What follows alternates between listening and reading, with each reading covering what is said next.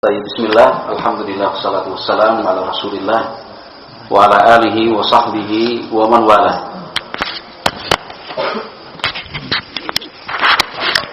Qala al-imam Ibnul Qayyim rahimahullah, faslun fi man kana yadribu bil a'naqi baina yadayhi sallallahu alaihi wasallam. Pasal ini pasal yang menjelaskan tentang sahabat yang melakukan eksekusi penggal kepala atau potong leher di depan Nabi Muhammad sallallahu alaihi wasallam. Dan tentunya jangan difahami tentang eksekusinya itu sendiri kemudian tidak mau melihat latar belakang serta sebab. Ya. Ada latar belakang, ada sebab yang memang secara hukum mengharuskan untuk eksekusi mati. Ya, tentunya demi maslahat yang jauh lebih besar. Nah, itu pun tidak sembarangan dilakukan. Ya, tidak kemudian asal-asalan. Karena Nabi Muhammad SAW tidak ingin ada berita tersiar dan tersebar membunuh sahabatnya sendiri. Nah, jadi beberapa kejadian itu tercatat di dalam sejarah. Qala rahimahullahu ta'ala Ali ibnu Abi Thalib. Di antara sahabat yang melakukan eksekusi mati seperti itu adalah sahabat Ali bin Abi Thalib, wa Zubair ibn al-Awwam, wal Miqdad ibn Amr, wa Muhammad bin Maslamah, wa Asim bin Thabit ibn Abil Aqlah, wa Dhahak bin Sufyan al-Kilabi. Ini masing-masing punya cerita dan kisah. Baik. Wa kana Qais ibnu Sa'ad bin Ubadah al-Ansari minhu sallallahu alaihi wasallam bimanzilati sahibi syurtati minal amir. Kemudian Qais bin Sa'ad bin Ubadah al-Ansari, ya, bagi Nabi Muhammad sallallahu alaihi wasallam bimanzilati seperti posisi sahibi syurtah, kepala keamanan. Kalau kita sekarang terjemahkan dengan kepala polisi. Yang dimaksud adalah kepala keamanan minal amir, ya, yang melekat pada seorang pejabat. Ya, jadi sahabat Qais bin Sa'ad bin Ubadah itu adalah sahibi syurtah, kepala keamanan dan kepala pengawalan. Wa waqafa al-Mughirah bin Syu'bah ala ra'sihi bis-sayfi yaumal Hudaybiyah. Sahabat al-Mughirah bin Syu'bah itu berdiri, waqafa berdiri ala ra'sihi, tepat di samping Nabi SAW bisayfi, sambil membawa pedang terhunus. Kapan itu? Yaumal Hudaybiyah, pada hari Al-Hudaybiyah. Jadi waktu itu ada utusan, ya, Urwah bin Mas'ud Ats-Tsaqafi dan yang lain-lain, Suhaib bin Amr, itu datangkan sebagai perwakilan dari orang-orang Quraisy, mau tidak mau berbicara langsung dengan Nabi Muhammad SAW. Nego, diskusi, ya, tentang kelanjutan rencana umrah itu. Nah, sahabat Al-Mughirah bin Syu'bah itu bersiap sedia di samping Nabi SAW dengan pedang yang sudah terhunus.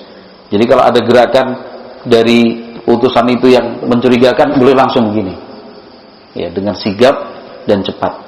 Tapi terus ditahan oleh Nabi Muhammad SAW. Itu semua untuk menjaga dan melindungi Nabi SAW. Tayyib. Kalau sudah kita berbicara poin semacam ini, jangan berbicara dari satu aspek saja. Sekali lagi, latar belakangnya, sebabnya seperti apa, kemudian untuk maslahat dan tujuan apa. Bukan cuma zaman dulu, zaman sekarang pun seperti itu kok. Ya kan? Seorang presiden ketika ada ancaman, itu pasukan pas pampresnya diperintahkan untuk tidak ragu menembak kok. Ya. Tidak ragu untuk kemudian mengeksekusi mati. Itu perintahnya. Demi keselamatan seorang presiden atau seorang menteri atau seorang pejabat tinggi. Ini Rasulullah SAW yang kedudukannya jauh lebih tinggi dan lebih mulia. Satu hal yang sangat wajar sekali untuk melindungi dan menjaga. Baik. Qala rahimahullah, faslun fi man kana ala nafaqatihi wa khatamihi wa na'lihi wa siwakihi wa man kana ya'zanu alaihi. Pasal yang ke-20 pasal yang menjelaskan tentang sahabat yang bertugas untuk mengurus nafaqatihi. Nafkah artinya apa? Nafkah, ya, dari Nabi Shallallahu Alaihi Wasallam untuk keluarga beliau, untuk istri-istrinya. Itu ada yang bertugas dan membantu Nabi Shallallahu Alaihi Wasallam. Demikian juga khatam, cincin yang sekaligus sebagai cap stempelnya. Na'lihi, sandal atau alas kaki. Wasiwakihi, siwaknya. Waman kana ya'zanu alaih, dan siapa sahabat yang ditunjuk untuk menjadi bagian perizinan. Kalau ada tamu datang, ada seseorang ingin bertemu dengan Nabi Shallallahu Alaihi Wasallam, ada beberapa sahabat yang kemudian dipercaya untuk menjadi perantara, karena Nabi Muhammad ada di dalam rumah atau Nabi Muhammad sedang ada di ruang pribadinya. Nabi Muhammad juga punya ruang pribadi, dan itu juga naik tempat yang tinggi dan harus menggunakan tangga. Nah, di tangga itu ada sahabat yang menjaga. Jadi kalau mau ketemu, bukan bilang kepada Rasulullah langsung, tapi melalui sahabat yang menjaga. Pada saat Nabi Muhammad SAW menjauhi istrinya selama beberapa waktu, Nabi Muhammad tinggalnya bukan di rumah, tapi beliau masuk dalam ruangan pribadinya. Sampai ada cerita bahwa Nabi Muhammad SAW sudah menceraikan dan mentalak istri-istrinya, maka Umar ibn Khattab radhiyallahu anhu ingin bertemu, ya kan? Akhirnya minta izin, yaitu kepada Rabah al-Aswad. Rabah al-Aswad itu mantan budak Nabi alaihi salatu wasallam, seorang sahabat yang berkulit hitam, namanya Rabah al-Aswad. Itu jaga di dasar di dasar tangga itu. Umar mengatakan, tolong sampaikan Rasulullah, saya ingin ketemu. Nggak berani. Tolonglah sampaikan pada Rasulullah, saya ingin ketemu. Nggak berani. Sampai kemudian Umar bin Khattab berpikir, kalau caranya seperti ini, kapan ketemunya? Akhirnya sengaja Umar bin Khattab mengeraskan suara, bilanglah sama Rasulullah, saya ingin ketemu ini. Gitu. Supaya Rasulullah langsung mendengar sendiri. Dan memang betul, triknya seperti itu. Rasulullah mendengar suara Umar.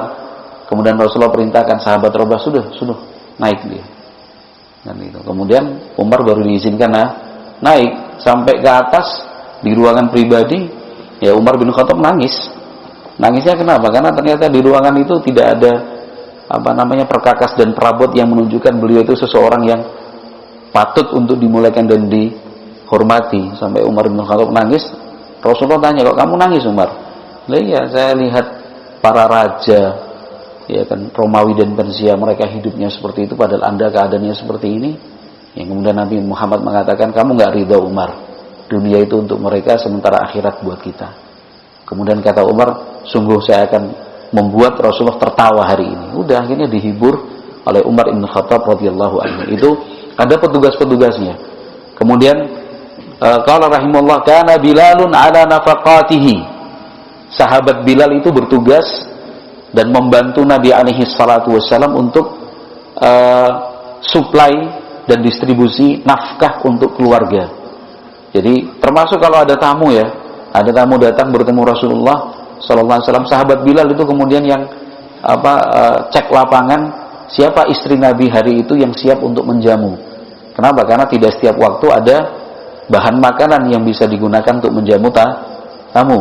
Kalau ada gandum dan yang lain-lain yang membagi-bagikan kepada istri-istri Nabi adalah sahabat Bilal, dipercaya urusan rumah tangga, kalau kita bilang sekarang ini, kepala urusan rumah tangga. Wa Mu'aitib ibnu Abi Fatimah ad-Dawsi ala khatamihi. Sahabat Mu'aitib ibn Abi Fatimah ad-Dawsi adalah sahabat yang bertugas untuk mengurusi khatam. Khatam itu apa? Cincin yang menjadi stempel dan cap itu. Wa ibnu Mas'udin ala siwakihi wa na'lihi. Sahabat Ibnu Mas'ud itu yang bertugas mengurus siwak dan sandal atau alas kaki bagi Nabi alaihi salatu wassalam. Wa adzina alaihi Rabah al-Aswad wa ansah maulayahu. Sementara yang ditunjuk untuk menjadi bagian perizinan, ya, adalah sahabat Rabah al-Aswad dan sahabat Ansah maulayahu. Kedua-duanya adalah budak yang dibebaskan oleh Nabi Muhammad sallallahu alaihi wasallam. Wa Anas bin Malik Jangan lupa Anas bin Malik. Wa Abu Musa al-Asy'ari, juga sahabat Abu Musa al-Asy'ari. Kok banyak? Ya banyak, karena urusan Nabi juga banyak dan rentang waktunya juga lama, bertahun-tahun. Jadi kadang Anas bin Malik, kadang Ibnu Mas'ud, kadang Abu Musa al-Asy'ari, kadang Bilal bin Rabah. Nah, beliau-beliau ini adalah sahabat yang selalu melekat dekat dengan Rasulullah sallallahu alaihi wasallam, dan itu adalah sebuah kebanggaan dan juga sebuah keistimewaan bagi sahabat-sahabat tersebut di atas. Qala rahimahullahu ta'ala faslun fi syu'ara'ihi wa khutabaihi sallallahu alaihi wasallam. Pasal yang menjelaskan tentang para penyair. Ya. Syu'ara itu artinya para penyair. Wa khutaba, juru bicara dan ahli pidatonya Nabi Muhammad sallallahu alaihi wasallam. Termasuk juga kalau kita bilangnya apa? Bahmu, kalau kita datang bertamu, terus nanti ada perwakilan yang berbicara, atau ketika ada tamu datang, ada satu perwakilan yang menyambut kedatangan tamu. Kalau kita sebutnya sebagai pengacara atau among tamu, terus apa lagi? Talang atur dan yang lain-lainnya. Di zaman Nabi ada seperti itu. Ya, di zaman Nabi SAW ada sahabat-sahabat yang bertugas demikian. Dan itu sangat baik dan begitu bagus. Jadi acara resmi ya resmi.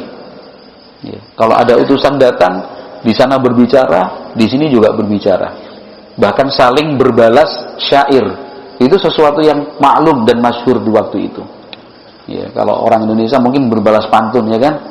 Di Betawi, di Sumatera Barat, atau mungkin di kalangan orang-orang Bugis dan di suku-suku tertentu, mereka itu punya tradisi dalam acara-acara resmi itu berbalas pantun. Tidak ada masalah yang seperti itu. Baik. Qala rahimahullah kana syu'ara'uhu alladzina yadhubbuna 'anil Islam. Para penyair Nabi sallallahu alaihi wasallam yang dulu selalu membela Islam adalah Ka'ab bin Malik. Karena zaman dulu itu status dan prestis seseorang di zaman Nabi itu ditentukan oleh apa sih? Oleh kemampuan berbahasa. Ya, oleh kemampuan berbahasa, kefasihan dalam berbicara, termasuk keahlian dalam berpidato dan bersyair. Makanya mukjizat terbesarnya Nabi adalah Al-Qur'an. Ya, adalah Al-Qur'an. Sehingga bersyair atau berpidato itu menjadi seni tersendiri itu untuk menyerang orang. Bahkan bagi mereka saat itu lebih menyakitkan diserang dengan kata-kata dibandingkan dengan senjata. Ya. Jadi itu tradisi mereka. Orang yang dibunuh menggunakan senjata masih belum seberapa dibandingkan dengan orang yang dibunuh dengan syair, ya, dengan bait-bait syair. Orang yang dibunuh dengan bait-bait syair itu bagaimana? Orangnya masih hidup, tapi kayaknya dia terhina di mana-mana. Kenapa? Karena sudah dibuat serangkaian atau beberapa bait syair untuk menghina orang itu. Mereka lebih baik mati di ujung senjata daripada mati di batas kata, ya kan? Zaman dulu seperti itu. Lebih khusus disebut dengan haja yahju. Ya, jadi omongannya itu pedas, nyelkit, gitu. Maka ada seorang penyair, bukan satu, bahkan lebih, itu yang biasa mengganggu dan menyakiti Nabi Muhammad dengan syair-syairnya. Ketika Fatu Makkah diperintahkan bunuh dimanapun dia ketemu, penggal kepalanya. Gitu. Ketika yang lain dimaafkan, ada penyair-penyair yang biasa menyerang Rasulullah SAW dan kaum muslimin atau menyerang Islam, itu perintahnya bunuh. Gitu. Kenapa? Orang seperti ini berbahaya. Jadi dia bisa memprovokasi massa. Ya, makanya zaman dulu kalau orang mau perang juga seperti itu. Sebelum perang itu para penyairnya maju dulu di depan. Wah, sudah berbalas syair itu. Nah, kaum muslimin juga punya para penyair dan para pujangga itu. Di antaranya adalah Ka'ab bin Malik, wa Abdullah bin Rawahah, wa Hassan bin Thabit, wa kana ashadduhum 'alal kufari Hassan ibn Thabit. Yang paling keras kepada orang-orang kafir itu sahabat Hassan bin Thabit. Itu syair-syairnya banyak diriwayatkan sampai ke kita. Itu membela Rasulullah, menyerang musuh. Wa Ka'ab bin Malik yu'ayyiruhum bil kufri wasyirki. Ka'ab bin Malik itu sahabat yang terkenal karena apa? Dalam cerita yang panjang itu. Hadithul Ifk. Bukan maksudnya. Ka'ab bin Malik yang mana? Ya, kisah taubat yang enggak ikut perang Tabuk. Iya, yang enggak ikut perang. Iya. Itu makanya beliau juga sedih sekali waktu itu. Ya, orang dekat, ya, pembela utama, tapi kemudian tidak berangkat tanpa uzur, tidak ada uzur waktu itu. Ka'ab bin Malik yu'ayyiruhum bil kufri wasyirki. Itu dalam bait-bait syairnya, itu menyerang mereka dengan mengangkat materi kekufuran dan kesyirikan. Wa kana khatibuhu Thabit bin Qais bin Syammas. Sementara juru pidato, ahli berbicaranya Nabi alaihi salatu wasallam adalah sahabat Thabit bin Qais bin Syammas. Sekali lagi, masing-masing ini punya cerita dan masing-masing ada biografinya, tapi kita yang dibaca adalah ringkasannya saja. Qala rahimallah, faslun fi hudatihi alladzina kanu yahduna baina yadayhi sallallahu alaihi wasallam fi safari. Pasal ini yang menjelaskan tentang hudat. Hudat itu pengiring perjalanan. Zaman dulu itu ada jasa pengiring perjalanan supaya perjalanan itu tidak membosankan, agar perjalanan itu tidak melelahkan. Itu mereka biasanya membaca bait-bait syair. Ya, kalau orang-orang kafir ya dengan lagu dan alat musiknya. Jadi tugasnya pengiring perjalanan, itu namanya hadi atau jamak taksirnya hudatun. Demikian juga mereka seringnya bertugas sekaligus merawat kendaraan yang dipakai. Ya, jadi juru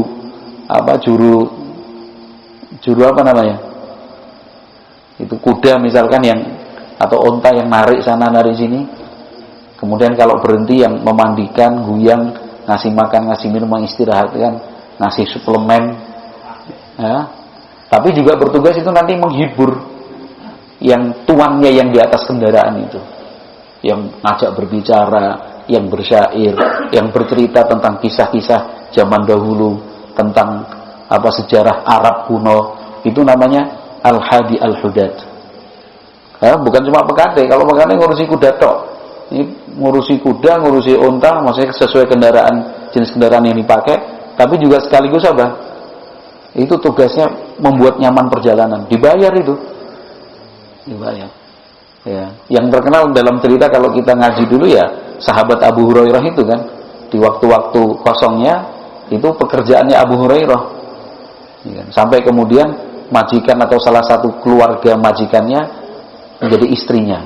Ya, kan? Yang dulu jadi pekatik, ya kan? Akhirnya jadi suami. Yang dulunya petugas seperti itu akhirnya jadi gubernur di kota Madinah, sahabat Abu Hurairah. Ini untuk Rasulullah sallallahu alaihi wasallam.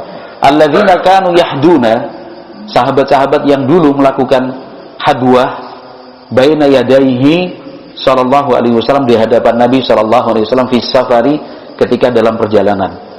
Minhum Abdullah bin Rawahah,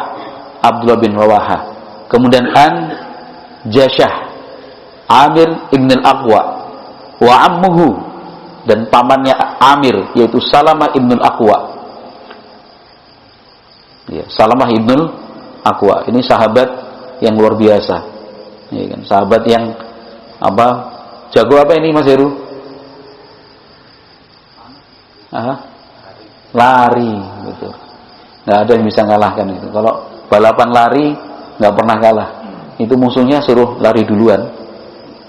Nggak pernah kok mau bareng, nggak pernah. Salamah ibn al-Aqwa itu. Buat lomba lari, misalkan 10 ya, itu yang 9 suruh lari dulu, duluan. Gitu. Mau sekenceng-kencengnya yang 9 orang, gitu. Udah kira-kira cukup jauh, disusul, selalu menang Salamah ibn al-Aqwa ini. Nah, termasuk itu juga mengejar musuh di bukit. Dikiranya musuh kan ini yang ngejar banyak, padahal cuma 1 orang, karena kemampuannya lari di atas bukit dan gunung-gunung itu. Taib, Salamah ibn al-Aqwa. Taib. Qala rahimahullah wa fi sahihi Muslim. Di dalam sahih Muslim, kana li Rasulillah sallallahu alaihi wasallam hadin hasanus sauti. Di dalam Sahih Muslim disebutkan bahwa Rasulullah Shallallahu Alaihi Wasallam itu memiliki, ini terjemahnya apa ini? Seorang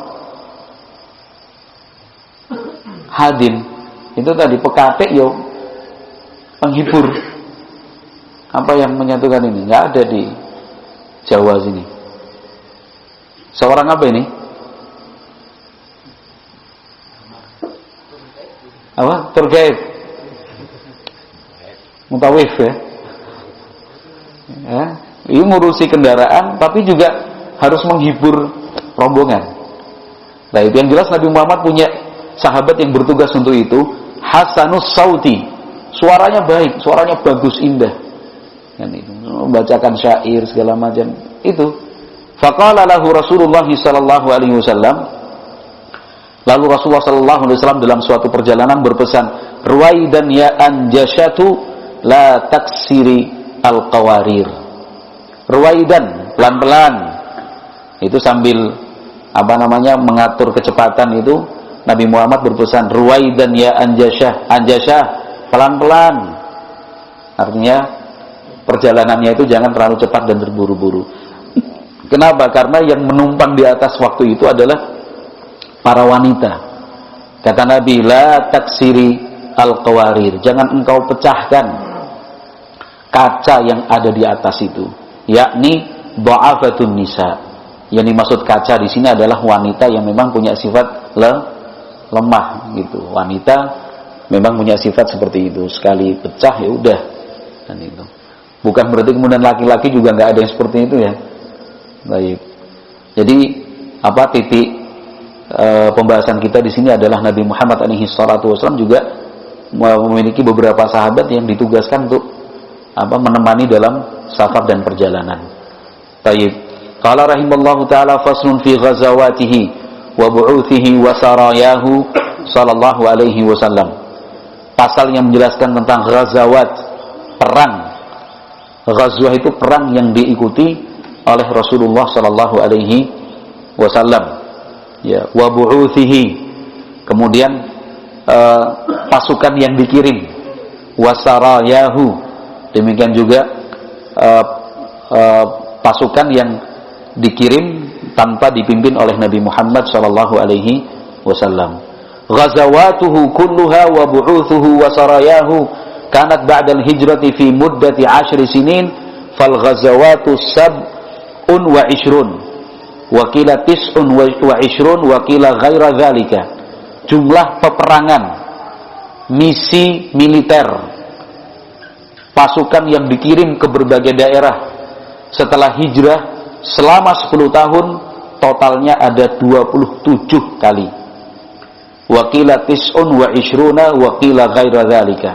Ada juga yang mengatakan 29, ada juga mengatakan yang lain. Wallahu alam. Kita cukupkan sekian, kita lanjutkan pada pertemuan yang akan datang. Jadi semua itu terdata ya. Semua itu terdata dari oleh para pakar sejarah. Baik, wallahu a'lam bishawab. Kita cukupkan sekian. Subhanakallahumma wa bihamdika asyhadu an la ilaha illa anta astaghfiruka wa atubu ilaik. Alhamdulillah.